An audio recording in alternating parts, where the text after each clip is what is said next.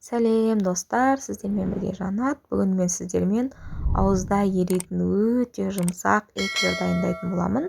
Видеоның соңына дейін қарап, каналға жазылып, комментарий жазуды ұмытпаңыздар. Алдымен суға сары майымызды салып, оның үстіне тұзды саламыз. Осы үшеуін плитаның ең қатты максималды отына қойып, плитаға қоямыз.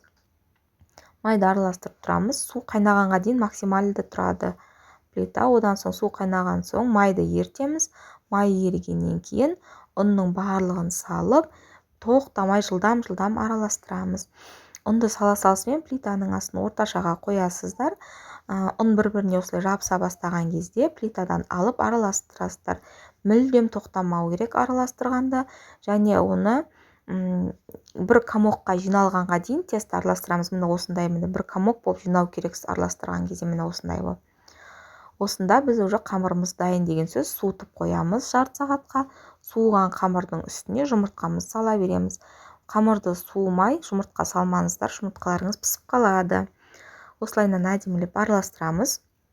Әр жұмыртқаны бөлек-бөлек салып араластырамыз. Осылай төменнен жоғары қарай алып араластырған өте ыңғайлы. Сізге қалай ыңғайлы, солай араластырасыз. Осылай 4 жұмыртқаны да бөлек-бөлек салып, ұнымызға біріктіргеннен кейін барып келесі жұмыртқаны салып араластырып шығамыз. 4-ші жұмыртқа. Қамырыңыз қатты қою емес, қатты жұқа емес болу керек. Егер қатты қою болатын болса, қабырсып қалады, піскен кезде қатты болып.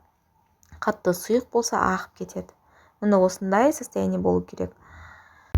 Одан соң дайын қамырымызды кондитерский мешокқа осылай насадкасын салып, кондитерский мешоктың ішіне саламыз. Әдемілеп осындай үлкен емкість болғаны дұрыс, ішіне барлығы сиятындай. Кондитерский мешоктың ішіне сыйғанша салып алып, осылай дайындап аламыз. Одан соң мешоктың ішіндегі ауаларын шығарамыз.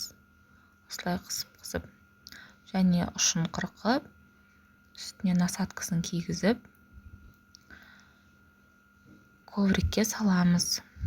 Яғни ковригіңіз қандай болса да бәрібір. Менде перфорированный, арнайы арналған эклерге, сізде пергамент қағазы болса да болады. Осылайынан формамен өзіңізге керек, мысалы пергамент қағазына істеп жатсаңыз, өзіңізге керек формамен қамырды салып шығамыз.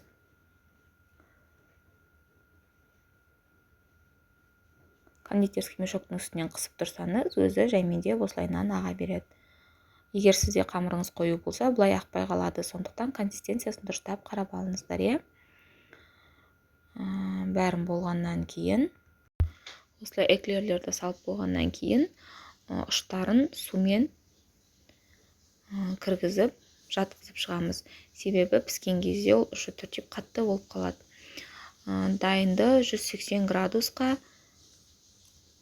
30 минутқа пісіріп шығамыз. Осылай золотистый түске дейін, міне ол көріп тұрсыздар, оп-оңай алынады.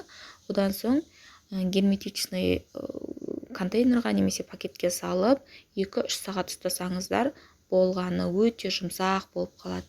Одан соң кремімізді дайындауға кірісеміз. Кремімізді мен қайнатпалы крем алдым. Эклермен үйлесімі өте керемет бұл кремнің. Кремнің рецептісі қалай істелуі менде каналымда тұр.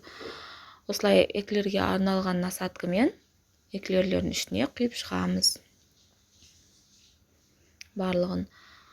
Қазір осында қайнатпалы кремнің рецептісін қалай істелетінін төменде ссылкада тастап кетемін.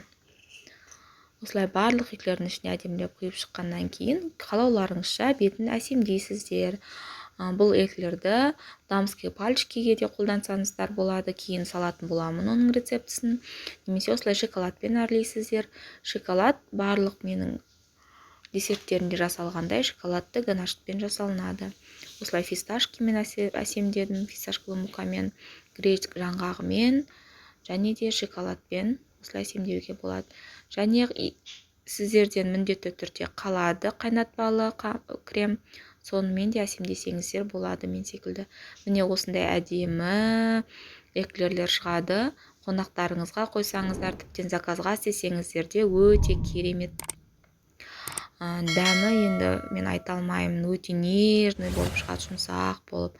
Ас болсын, каналға жазылуды ұмытпаңыздар.